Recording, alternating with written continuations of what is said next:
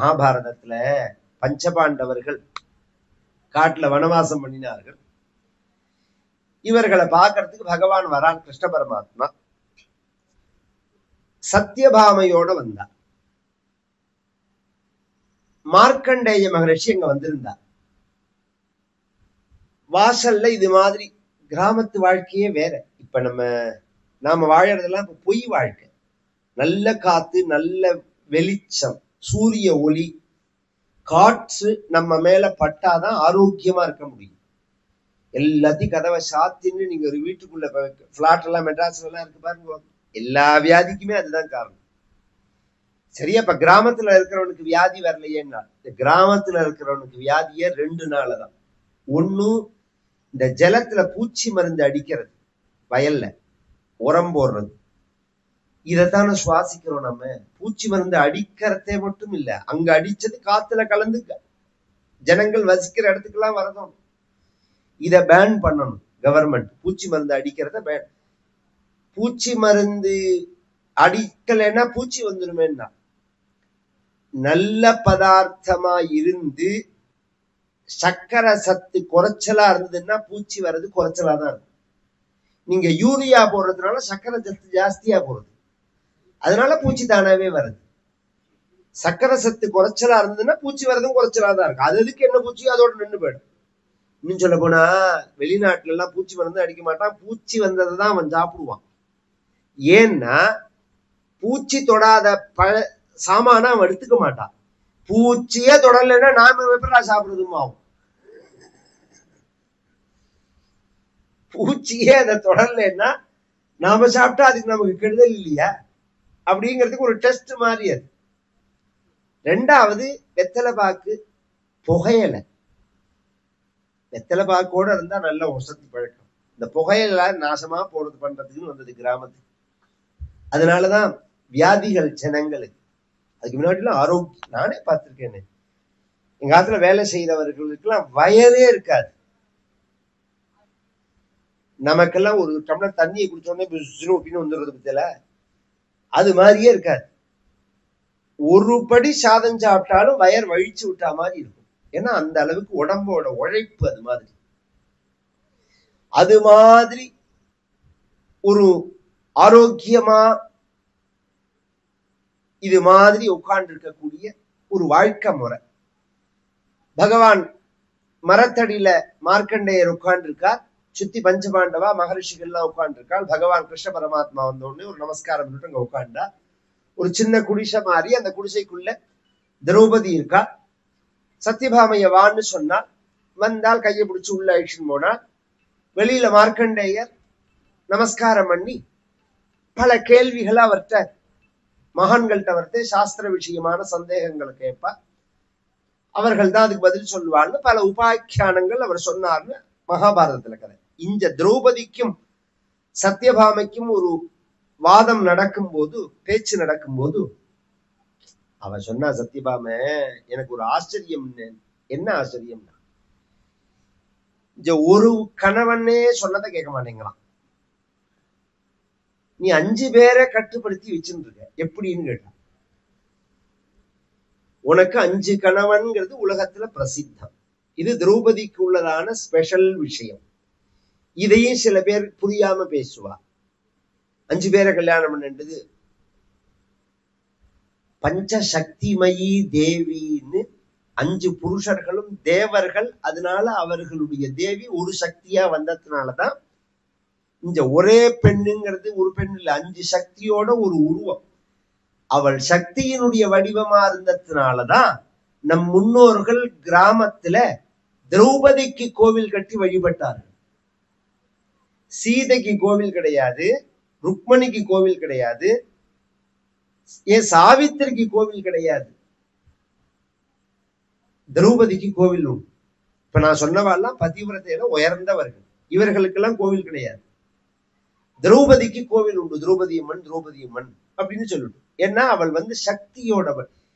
தர்மருங்கிறவர் தர்மராஜன், யமதர்மராஜனோட வடிவம். பீமன் வாயு பகவானோட வடிவம். அர்ஜுனன் இந்திரனோட வடிவம். நகுலன் சகதேவன் அஸ்வினி தேவதைகள்னு 2 பேர், அவர்களுடைய வடிவம். இவர்களுடைய சக்தியானது ஒரு முகத்மா வந்தது. இது தத்துவம். கதைக்காக சொல்றேன். இப்ப நான், நீ எப்படி உன் கணவர்கள்லாம் சொன்னதை கேட்கிறா?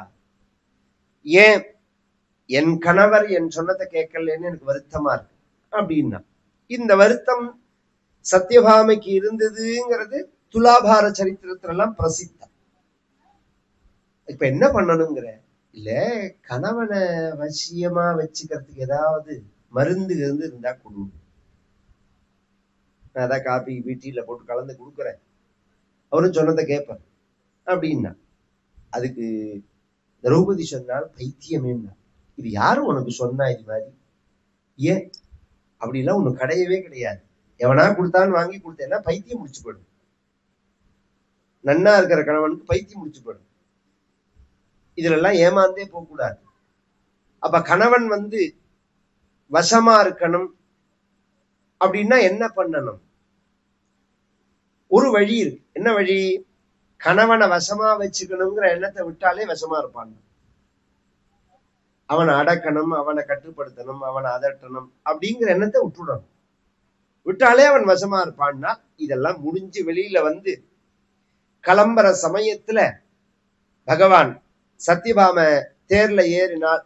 அவ புடவையை பிடிச்சு இழுத்தான் பகவான். இப்ப என்னத்துக்கு இழுக்கிறேன் அப்படின்னு கேட்டார். பகவான் சொன்னார், அந்த திரௌபதி கிட்ட ஒரு மருந்து வாங்கினியா, அதை இப்ப கொடுக்குறியா இல்ல ஆத்துல போய் சாப்பிட்டுமான்னு கேட்டார். வசியம் அப்படிங்கிறது அன்பு.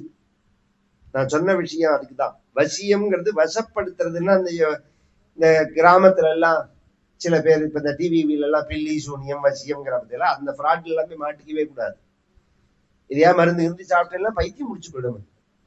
வசியம்ங்கிறது அன்பு தான். அன்புக்கு தான் வசப்பட்டு இருக்கணும். ஜனங்கள் ஒத்தருக்கு ஒத்தர் கட்டுப்பட்டு இருப்பார்கள். மகா கணபதியை பூஜை பண்ணினாங்க. சர்வ விக்ன நிவாரணமா இருக்கு, சர்வ ஜனவசியமா இருக்கு. இது பிரசித்தியான ஒரு மந்திரம். இது கணபதியோட மந்திரத்துல இன்னொரு விசேஷம் என்னன்னா, பிரதானமான 2-3 பீஜாட்சரங்கள் சேர்ந்து வந்துடும். கம்ங்கிறது கணபதியோட பீஜாட்சரமா இருந்தாலும் பிரதானமான சில பீஜாட்சரங்கள் இருக்கு, அதெல்லாம் மந்திரத்துல சேர்ந்து வரும். அசாதாரணம். கணபதியோட மந்திரம்ங்கிறது அசாதாரணம். அது பரம்பரையா வரும். எங்க குடும்பத்துல எல்லாம் அந்த உபாசனையே உண்டு. கணபதியோட உபாசனை உண்டு. இந்த ஆடி மாசங்கள்லாம் கணபதி ஹோமம், தை மாசம் கணபதி ஹோமம். இப்பதான் மாமா பாசத்தை நினைச்சுன்னா, இதுல ₹1,00,000 செலவழிச்சு இந்த புஷ்ப அலங்காரம் நடக்கிறதுன்னு ஒவ்வொருத்தரும் ஒவ்வொரு மாதிரி. எங்காத்துல எல்லாம் எப்படின்னா, ஒரு வெள்ளி புள்ளியார் சதுர்த்தி அன்னைக்கு என்ன பண்ணுவோம்னா, இந்த தேங்காய் இருக்கு பாருங்க, 1008 தேங்காய் வச்சு ஹோமம். 1008 முழு தேங்காய், 1008 முழு வாழைப்பழம், 1008 கொழக்கட்டை, 1008 எள்ளுருண்டை, 1008 அப்பம், 1008 ஆகுதி அருகம்பில், நெல் பொரி, சக்கரை பொங்கல், இதெல்லாம் கரும்பு, என்ன கிடைக்கிறதோ.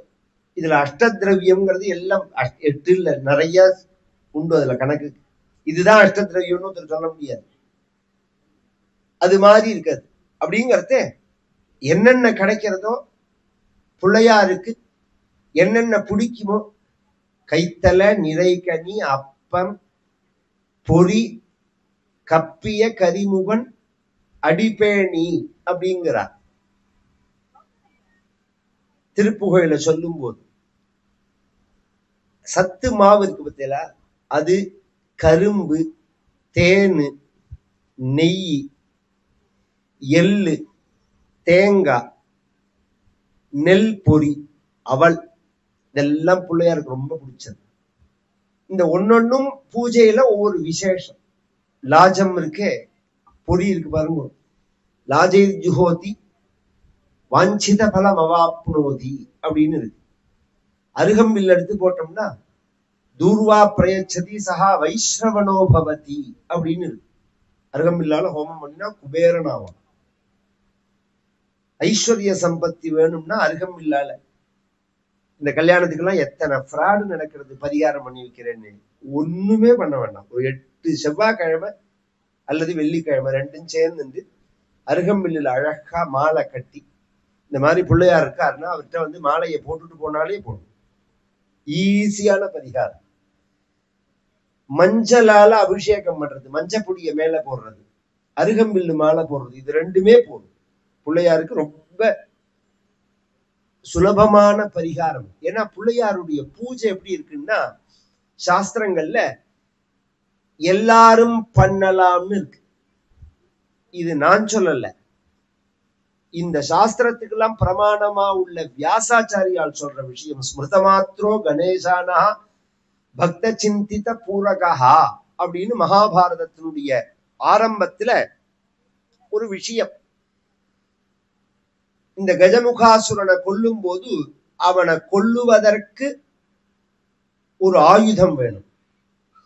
அந்த ஆயுதம் எது அப்படின்னு சொன்னா இந்த தந்தம் தான். இந்த தந்தத்தை அவர் எப்ப உடைச்சார்,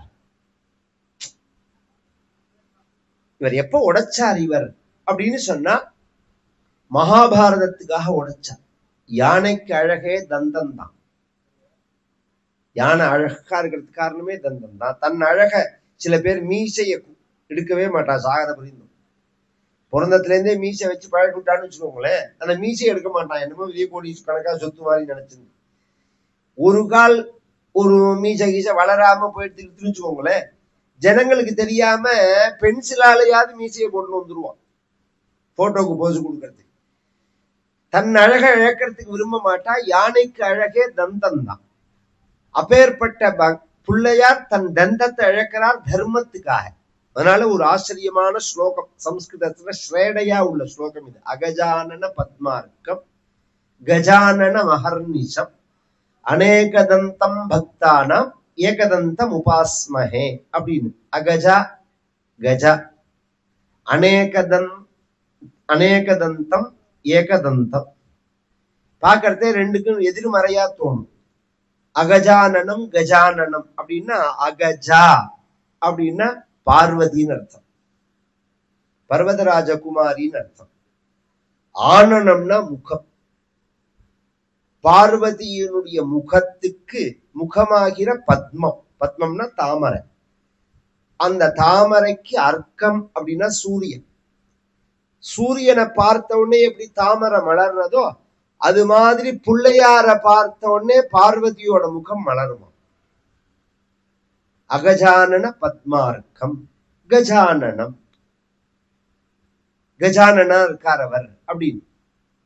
அநேகதந்தம் ஏகதந்தம் அப்படின்னு பார்த்தீங்களா, அந்த இடத்துல பதச்சேதத்துல வித்தியாசம். அநேகதம் தம் பக்தானாம் அப்படின்னு. அநேகதம் அப்படின்னா என்ன நாம் பகவான்கிட்ட பிரார்த்திக்கிறோமோ அத்தனையும் கொடுக்கக்கூடியவராயிருக்கிறவர்னு அர்த்தம். அநேகதம் தம் பக்தானாம். தம் அப்பேற்பட்ட பக்தானாம் அநேகதம் தம் ஏகதந்தம் உபாஸ்மஹே அப்படின்னு. இன்னும் ஸ்லேடையாவும் உண்டு. உங்க வாத்தியார் சொல்லி கொடுப்பார். இந்த நம்ம எல்லாரும் சொல்ற ஸ்லோகம். இதுக்கு மட்டும் ஒழுங்கான சம்ஸ்கிருதம் தெரியலன்னா பதில் அர்த்தம் சொல்ல முடியாது. சுக்லாம் வரதரம் விஷ்ணு சசிவர்ணம் சதுர்புஜம் பிரசன்னவதனம் ஜாயத் விக்னோபசாந்தி. இது எல்லாருக்கும் தெரியும். உலகத்துல இந்த மந்திரம் தெரியாதவாளே கிடையாது. இதுல புள்ளையாருங்கிறதுக்கு வார்த்தையே கிடையாது. சுக்ல அம்பரதரம் விஷ்ணு சசிவர்ணம் சதுர்புஜம் பிரசன்னவதனம் தியாயேத் சர்வ விக்ன உபசாந்தயே. சுக்ல அப்படின்னா ஒயிட் கலர்னு அர்த்தம். அம்பரம்னா வஸ்திரம், தரம். சுக்ல அம்பர தரம். விஷ்ணுன்னா விஷு வியாபகேன்னு தாத்து அல்லது பிரகாசிக்கிறவர்னு அர்த்தம். சசிவர்ணம் இன்னும் விசேஷமா சசின்னா சந்திரன். சந்திரன் மாதிரி பிரகாசிக்கிறவர். சதுர்புஜம் 4 கை. பிரசன்னவதனம் அப்படியே மந்தஹாசமா சிரிச்சுன்னு இருக்கார். தியாய அவரை தியானம் பண்றேன். எதற்காகன்னா சர்வ விக்ன எல்லா வகையான இடையூறுகள்லாம் விலகணும் அப்படிங்கிறதுக்காக. இதுல பிள்ளையார் எங்க இருக்கு? இப்ப நான் சொன்னதுல பிள்ளையாருங்கிற வார்த்தை எங்க இருக்கு? சுக்ல அம்பரதரம் விஷ்ணு சசிவர்ணம் சதுர்புஜம் பிரசன்னவதனம். சம்ஸ்கிருதம் தெரிஞ்சாதான் சொல்ல முடியும். சொல்லணும் பிரசன்னவதனம் அப்படின்னு சொல்றோமோ. பிரசன்னமானா மந்தஹாசமா சிரிச்ச முகம் அப்படின்னு ஒரு அர்த்தம். பிரசன்னஹான்னா யானைன்னு அர்த்தம். பிரசன்ன கரடி கஜா அப்படின்னு அமரம். பிரசன்னஹான்னாலும் யானைன்னு அர்த்தம், கரடின்னாலும் யானைன்னு அர்த்தம், கஜஹா அப்படின்னாலும் யானைன்னு அர்த்தம்.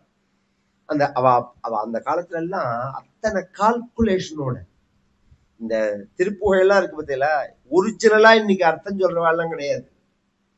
அது எண் கணக்குலயும் வருவது. தாள பிரமாணத்துல உண்டோ, கால பிரமாணம் உண்டு, அதுல நியூமராலஜி உண்டு. அதுல இது மாதிரி இப்ப நாராயணிய பட்டத்திரியோட அந்த ஸ்லோகம் இருக்கு பாருங்க. துவேதா நாராயணீயம் ஸ்ருதிசுஷ ஜனுஷா ஸ்துத்யதா வர்ணனேன ஸ்பீதம் லீலாவதாரைஹி இகமிக குருதாம் ஆயுராரோக்கிய சௌக்கியம் அப்படிங்கிற அந்த ஸ்லோகத்துல எத்தனாவது வருஷம் இந்த நாராயணியம் எழுதினேங்கிறத கடப்பையாதி சங்கையில வச்சிருக்காரு. நாம நினைச்சுட்டு இருக்கோம் எது எப்ப நடந்ததுன்னு நம்ம கிட்ட ப்ரூஃப் இல்லைன்னு. சம்ஸ்கிருதத்துல அதுக்கு எழுத்து நியூமராலஜின்னு சொல்ற மாதிரி அது சம்ஸ்கிருதத்துலதான். அது நாலெட்ஜுக்காக சொல்லிட்டு போறேன். கடபயாதி சங்கியன்னு பேர் அதுக்கு. காதினவா டாதினவா பாதி பஞ்சா யாத்யஷ்டவ் அப்படின்னு அதுக்கு பெயர். கங்க 10 எழுத்தா. கங்க 5, 9, ஞங்கிறது சைவம், டாட்டடாட ந தாத்ததாத 9, நங்கிறது சைவம், பபபப ம 5, காதினவா டாதினவா பாதி பஞ்சா யாத்யஷ்டம் யாரலவஷ இது 8. அப்ப இந்த எழுத்து வரும்போதே இது எதை குறிக்கிறதுன்னு சொல்லலாம். ராகவன் ராகவஹா அப்படின்னு சொல்றேன். ரா அப்படின்னா 2ன்னு அர்த்தம், க அப்படின்னா 4ன்னு அர்த்தம், வ அப்படின்னா 4ன்னு அர்த்தம். இந்த எழுத்திலேயே நம்பரும் இருக்கும் குறிக்கிற மாதிரி. அது மாதிரி இந்த பிள்ளையாருடைய ஒரு ஸ்லோகமானது பிரசித்தமானது. இந்த தந்தத்தை வச்சுண்டு இவர் கஜமுகாசுரனை கொல்ல போறார். இந்த தந்தத்தை வச்சுட்டுதான் முற்பரு கிரிதனில் உத்தமிழ் எழுதியவனே அப்படின்னு அருணகிரிநாதர் திருப்புகழில சொல்லுவார் கைத்தல நிறைகனியில. இவரை மகாபாரதம் பண்ணணும் அப்படின்னு சங்கல்பிக்கும் போது வியாசருக்கு இந்த மாதிரி கற்பனைக்கு அல்லது சிந்தனைக்கு அல்லது அறிவுக்கு பஞ்சம் உள்ளவர் இல்ல வியாசர். இன்னைக்கெல்லாம் பாட்டெல்லாம் எழுதுறா பத்தியில, சினிமாக்கெல்லாம் பாட்டு எழுதுறான் பாருங்க. அவனுக்கு என்ன உபசாரம் நடக்கும்னு உங்களுக்கு தெரியுமோ? அவனுக்கு ரூம் போட்டு கொடுத்து ரூம் முழுக்க பாட்டில் அடுக்கி வச்சு நீ என்னென்ன உபசாரம் உண்டோ அவனுக்கு எல்லாத்தையும் பண்ணி எத்தனை ரூபா உண்டோ அந்த ரூம்ல ஒழிச்சு 1 நாள்லயா 2 நாள்லயா தெரியாம கடைசியில ஒரு பாட்டு குப்பையா கொடுப்போம். அந்த வார்த்தைகளை கவனிச்சோம்னா இது ஒரு பாட்டான்னு நமக்கே தோணும். நல்ல பாட்டு நல்ல கவிதைகள்லாம் சங்க அந்த தமிழ்காரர்களோட பெடுத்தது.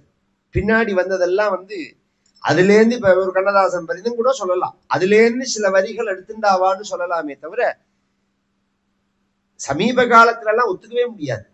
அதெல்லாம் கவிதைகள்னு ஒத்துக்கவே முடியாது. இவர்கள் பாடினதெல்லாம் ஆச்சரியமானது. வியாசர் அப்படி பண்ணும்போது இந்த கவிதை இருக்கு பாருங்க, அது கற்பனையா வரும்போது தோன்றும் போது எழுதிண்டே தோணி எழுதினா பிரேக் ஆயிடும். அதனால அந்த காலத்துல லெட்டர் எழுதுறவான்னு ஒருத்தர் தனியா இருப்பான். ஒருத்தர் சொல்லுவா, ஒருத்தர் லெட்டர் எழுதுவா. கவனிச்செல்லாம் தெரியும். ஏன்னா தோன்றவனே எழுதினான்னா தோணாது, அவனுக்கு எண்ணம் உதயமாகாது. இவருக்கு இது மாதிரி இந்த பாரத நாட்டுல உள்ள எல்லா உயர்ந்த விஷயங்களையும் தொகுத்து ஒரு நூலா பண்ணணும் அப்படின்னு அவருக்கு ஒரு சங்கல்பம் வந்த உடனே பிரம்மாவை பூஜை பண்றார். பிரம்மா வரார். எனக்கு இது மாதிரி ஒரு எண்ணம் வர்றது. மகத்வாச்ச பரத்வாச்ச மகாபாரத முச்சியதே அப்படின்னு இந்த பாரத தேசத்துல உள்ள எத்தனை தெய்வங்கள், எத்தனை முனிவர்கள், எத்தனை தர்மிஷ்டர்களான நல்லவர்கள் உண்டோ அவர்கள் கதை எல்லாத்தையும் சேர்த்து ஒரு நூலா எழுதணும்னு நான் ஆசைப்படுறேன். மகாபாரதத்துல இல்லாத கதையே கிடையாது. மகாபாரதத்துல சொல்ல மகாபாரதம்னா தமிழ்லயோ மற்ற மொழிகள்லயோ பஞ்சபாண்டவர்கள் கதை மட்டும்தான் இருக்கும். ஒரிஜினலா வியாசருடைய பாரதத்தை பார்த்தாதான் புரியும் நான் சொல்றது. எல்லாம் எத்தனை மகரிஷிகள் சொல்றோம், இத்தனை மகரிஷிகளுக்கும் கதை மகாபாரதத்துல தான் இருக்கு. இவர்கள் யாருக்கு யார் பிறந்தா, எப்படி பிறந்தா, எப்படி உண்டானா, என்ன கதை அது. நதிகள், ராஜாக்கள், உயர்ந்த தர்மிஷ்டர்களான ராஜாக்களுடைய சரித்திரங்கள், தெய்வங்களுடைய சரித்திரங்கள், அவதாரங்கள் எல்லாமே இருக்கு. அப்படி எழுதணும் அப்படிங்கறத நான் சொல்லி எழுதணும் அப்படின்னா அதுக்கு அவர் சொன்னார், 2 விஷயத்துக்காக நீ பிள்ளையார பூஜை பண்ணணும். ஒண்ணு, நீ எழுதணும்னு நினைச்ச இந்த சங்கல்பம் தடையில்லாம நடக்கணும். அதுக்கு அவரை பூஜை பண்ணாம பண்ணக்கூடாது. ஏன்னா பிள்ளையார பூஜை பண்ணாம எந்த காரியமும் ஆரம்பிக்க கூடாதுங்கிறது சாஸ்திரத்துல உள்ள, சம்பிரதாயத்துல உள்ள ஒரு வழக்கம். அதை நாம மீறவே கூடாது. அதனாலதான் பெருமாள் கோவில்ல கூட நாம விநாயகர் அப்படிங்கறத விஸ்வக்சேனர்னு வச்சிருப்பாவாம். பாக்கி எந்த சுவாமியும் இருக்காது. பெருமாள் கோவில்ல கவனிச்சேன்னா இந்த ஆகமங்கள்ல சொல்லப்பட்ட வேற எந்த தெய்வங்களும் அங்க இருக்காது. பெருமாள்ல பெருமாள் இருப்பா, தாயார் இருப்பா, ஆழ்வாராதிகள் யாரா இருப்பா, பிற்காலத்துல வந்தவன். ஒரிஜினல் பெருமாள் கோவில்ல பார்த்தா விஸ்வக்சேனர், கருடாழ்வா, இவா 2 பேர் தான் இருப்பா. இந்த விஸ்வக்சேனருக்கு நாமத்தை போட்டு நாமகர துண்டை கட்டி வச்சிருப்பா. அந்த விஸ்வக்சேனரும் ஒண்ணுதான், விநாயகரும் ஒண்ணுதான். அவ விஸ்வக்சேனருங்கிறா, நாம விநாயகருங்கிறோம். இந்த விஸ்வக்சேனரை பூஜை பண்ணாம ஒரு காரியம் பண்ணக்கூடாது. இதுதான் அடிப்படை. அதனாலதான் சுக்லாம்பரதரம் விஷ்ணும் சசிவர்ணம் சதுர்புஜம் பிரசன்னவதனம் தியாயேத் சர்வவிக்னோபசாந்தயே. இது நாம சொல்ற ஸ்லோகம். அவர்கள் சொல்ற ஸ்லோகம் யஸ்யத் விரத வக்த்ராத்யாக பாரிஷத்யா பரஷதம் விக்னம் நிக்னந்தி சததம் விஸ்வக்சேனம் தமாஸ்ரயே அப்படின்னு. அந்த பிள்ளையார பூஜை பண்ணணும். 2வது, நீ எழுதணுங்கிறதுக்கும் பிள்ளையாருடைய அனுகூலம் இருந்தாதான் எழுத முடியும். அப்படிங்கறத பிள்ளையார வரணும்னா தபஸ் பண்ணணும். ஆயிரக்கணக்கான வருஷம் ஒரு தெய்வத்தை பார்க்கணும்னா தபஸ் பண்ணணும்னு இதிகாச புராணங்கள்லாம் சொல்றதே. அது மாதிரி தபஸ் பண்ணி கஷ்டப்படணுமான்னா வேண்டாம். ஸ்மிருதமாத்ரோ கணேசானா, நினைச்சா போரும்னா, நினைச்ச இடத்துக்கு வருவன்னா. அதனாலதான் இன்னைக்கும் எந்த தொழில் செய்யறவர்களா இருந்தாலும் பிள்ளையார் பூஜை செஞ்சுட்டு செய்யறோம். எல்லாருமே பிள்ளையார் பூஜை பண்ணுவாங்க. இப்ப ஒரு கோவில் பூஜை பண்ற குருக்கள் பிள்ளையார் பூஜை பண்ணுவார்.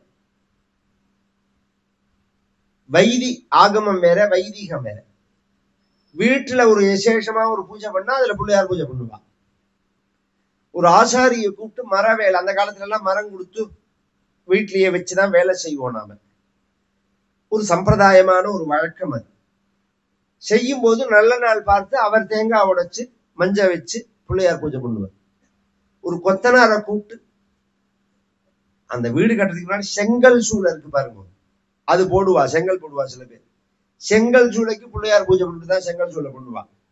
கொத்தனாரை கூப்பிட்டு வேலை சொல்ல சொன்னா அவர் பிள்ளையார் பூஜை பண்ணுவார். ஆச்சாரியை கூப்பிட்டா அவர் பூஜை பிள்ளையார் பண்ணுவார். ஒரு சமையல் பண்றவரை கூப்பிட்டா அவர் பிள்ளையார் பூஜை பண்ணுவார். இது கூட ஆச்சரியம் இல்ல. மேல இப்ப கோகுலாஷ்டமி வரப்போறது 16ஆம் தேதி. அதுக்கு அன்னைக்கு கார்த்தால அல்லதுக்கு முதல் நாள் அன்னைக்கு நம்ம அம்மா அந்த மாமி எல்லாம் பட்சணம் பண்றதே பண்ணினா சொல்றேன், பண்ண தெரிஞ்சா சொல்றேன். அந்த முறுக்கு மாவு எடுத்து எல்லாம் ஒரு ஓரத்துல பிள்ளையார வச்சுட்டு தான் முறுக்கு சுத்துவாங்க. முறுக்கு மாவுல ஒரு மூலையில பிள்ளையார வச்சிருப்பாங்க. அந்த வேஷ்டியில பார்த்தவாளுக்கு, துணியில பார்த்தவாளுக்கு தெரியும். அந்த பிள்ளையார் அப்படியே இருப்பார். கடைசியில இதெல்லாம் முடிஞ்ச உடனே அதையும் தூக்கி வாயில அதை வேக விட மாட்டான். இப்படி ஒரு சம்பிரதாயம். நினைச்சா போதும். இவ கணானாந்த்வான்னு மந்திரம் சொன்னாதான் பிள்ளையார் வருவர் இல்ல. ஸ்மிருதமாத்ரோ கணேசானா, நினைச்சா போதும் அங்க வருவர். பிள்ளையார் வந்தார், அவரை பூஜை பண்ணினார். மகாபாரதம் அப்படிங்கிற ஒரு அரிய நூல் எழுதணும் அப்படின்னு எனக்கு ஆசை. பாரதம் அப்படிங்கிறது பிரிங் பரணேன்னு தாத்து, அது சுமக்கிறதுன்னு அர்த்தம். மகத்வாச்ச பரத்வாச்ச மகாபாரதம் உச்சியதே. மகத்தான விஷயங்களை, மகத்தான தத்துவங்களை, மகத்தான மகான்களை, மகனீயர்களை இந்த சரித்திர ரீதியா சுமக்கிறது. பரத வம்சத்தை சொல்றதுங்கிறது ரெண்டாவது பட்சம். ஒரிஜினல் இதுதான். இந்த உப்பிலியப்பன் இருக்கார் பத்தில, அந்த சுவாமிக்கு உப்பிலியப்பனா ஒப்பிலியப்பனா? ஒப்பிலியப்பன் தான் பேரு. பின்னாடிதான் உப்பிலியப்பன்கிறது. இந்த ரெண்டு போர்டுல ரெண்டு இருக்கும். ஓவும் போட்டிருப்பா, ஊவும் போட்டிருப்பான். இது என்ன ஒப்பிலியா உப்பிலியா? ரெண்டுமே உண்டு. எது முன்னாடி வந்ததுன்னா முதல்ல சொன்னது ஒப்பிலிங்கிறது தான். ஒப்பில்லாதவன் அர்த்தம். முத்தப்பன், மணியப்பன், கண்ணப்பன் தன் ஒப்பாரில்லா அப்பன் அப்படின்னு ஆழ்வார்களுடைய பாசனம். பின்னாடி வந்ததான் உப்பு இல்லாம நைவேத்தியம் பண்றது. அது மாதிரி மகா கணபதியை பொறுத்த பர்யந்தம் எல்லா வகையிலையும் பூஜை உண்டு. மகாபாரதம் அவ்வளவு பெரிய விஷயங்களை தாங்கி நிற்கிறது. அப்ப மகா கணபதி சொன்னார், நீ எழுதுற, நீ சொல்ற, நான் எழுதணும், வாஸ்தவம் தான். ஆனா எனக்கு ஒரு இடைஞ்சல் உண்டு. சில பேர் கவிதை தோணாது. இப்ப நான் சொன்ன மாதிரி ரூம் எல்லாம் போட்டுக்கிட்டு 10 நாள் 15 நாள் 20 நாள் 1 மாசம் ஆயிடும். ரூம் 2 பாட்டுக்கு ஏறிண்டே இருக்கும். ஒரு பாட்டு முடிச்சிருக்க மாட்டான். அது மாதிரி எல்லாம் லேட் பண்ணினா மண்டையை சொரிஞ்சிருந்தா எனக்கு டைம் கிடையாது. நான் எழுதுற வேகத்துக்கு நீ சொல்லணும். கவிதையை சொன்னாதான் நான் எழுதுவேன். அதுக்கு அவர் சொன்னார், இது யாராலையுமே முடியாது உலகத்துல. எழுதுற ஸ்பீடுக்கு வார்த்தையை சொல்லலாமே தவிர கவிதையை சொல்ல முடியாது. கவிதைங்கிறது கற்பனையில வர விஷயம். அது அப்ப என்ன பண்ணலாம் அப்படிங்கறத வியாசர் சொன்னார். நான் ஒரு கண்டிஷன் போடுறேன். எழுதுற வேகத்துக்கு நான் கற்பனையா கவிதையை சொல்லணும். ஆனா நான் சொல்ற கவிதையினுடைய பொருளை உணர்ந்து நீங்க எழுதணும்னா, நான் என்ன கவிதை சொல்றேனோ அந்த கவிதைக்கு என்ன அர்த்தம் பொருள் அப்படிங்கறத உணர்ந்துதான் நீங்க எழுதணும். உணராம எழுதக்கூடாது. சொன்னதை அப்படியே எழுதிட்டு போடுவான் சில பேர். அதுக்கு என்ன அர்த்தம்?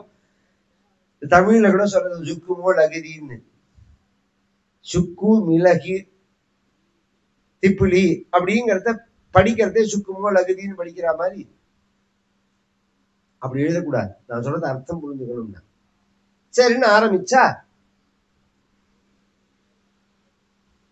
என்னதான் சொன்னாலும் கொஞ்சம் நடுப்புல ஒரு தடவை எச்சம் முழுங்கிக்கணும், ஒரு செகண்ட் வெயிட் பண்ணணும், இதெல்லாம் தோணும். அப்ப என்ன பண்ணுவார் வியாசர்னா, ஒரு ஸ்லோகம் சொல்லுவார். அந்த ஸ்லோகத்துக்கு முடிச்சு ஸ்லோகம்னு பேரு. அது அவ்வளவு சுலபமா அதுக்கு பொருள் அன்வயமே படுத்த முடியாது. ஃபர்ஸ்ட் அதை தாண்டி அதுக்கு பொருளை சொல்ல முடியாது. அதுக்கு என்ன ஸ்லோகம்னு கணபதி யோஜனை பண்றதுக்குள்ள அடுத்த 100 ஸ்லோகத்தை தயார் பண்ணுவார் அவர். இது மாதிரி 100 ஸ்லோகத்துக்கு ஒரு ஸ்லோகம் வியாசரால பண்ணப்பட்டது. இதுக்கு அர்த்தம் யாருக்குமே தெரியாது. வியாச பாரதத்துக்கு வியாக்கியானம் பண்ணினவருக்கு நீலகண்டர்னு பேரு. அவரே உத்தேசமா தான் சொல்லிட்டு போயிருக்காரு.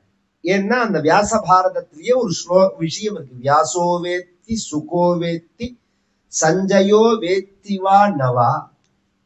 இதுக்கு அர்த்தம் யாருக்கு தெரியும்னா வியாசருக்கு தெரியும், கணபதிக்கு தெரியும், சுகாச்சாரியாளுக்கு தெரியும். இதுக்கு என்ன அர்த்தம்? சஞ்சயன்னு ஒருத்தன் மகாபாரதத்துல வியாசருடைய நேர் அனுகிரகத்தை ஞானத்தை பெற்றவன், அவனுக்கு தெரியும். மற்றவாளுக்கெல்லாம் தெரியாது. 8800 ஸ்லோகம் இருக்கு. அது மாதிரி 8800 ஸ்லோகம் இருக்கு. இதுக்கு பொருள் சொல்றது அவ்வளோ சாதாரண விஷயம் இல்லை. இது மாதிரி நிறைய ஸ்லோகங்கள். இது ஈக்குவல் பண்ணிட்டு மலையில எழுதுறார். கிரிதனில் எழுதியவனே. பத்ரிகாசிரமம்னு இருக்கு நம்மளுடைய பாரத தேசத்துடைய கடைசியில இமயமல பிரதேசத்துல இருக்கு. அதுல அந்த பத்ரி நாராயணையும் தாண்டி மேல போனோம்னா மானா அப்படின்னு ஒரு வில்லேஜ் வரும், கிராமம் வரும். அதுக்கு மேல ஏறி போனோம்னா வியாச குஹான்னு இருக்கும், வியாசர் இருந்த இடம். அதை போய் பார்த்தோம்னா அங்க உள்ளதெல்லாம் பார்த்தா அப்படியே புஸ்தகத்தை அடிக்கின மாதிரி இருக்கும். அந்த மலைகள் முழுக்க இவரால எழுதப்பட்டது. அப்பதான் பிள்ளையார் பிள்ளையாரை பத்தி சொல்லும் போது ஸ்மிருத மாத்ரோ கணேசானஹா இப்படி ஒரு அனுகிரகம் பண்றார். இது வியாச பாரதத்துல பிள்ளையார் பண்ணின விஷயம்ங்கிறது.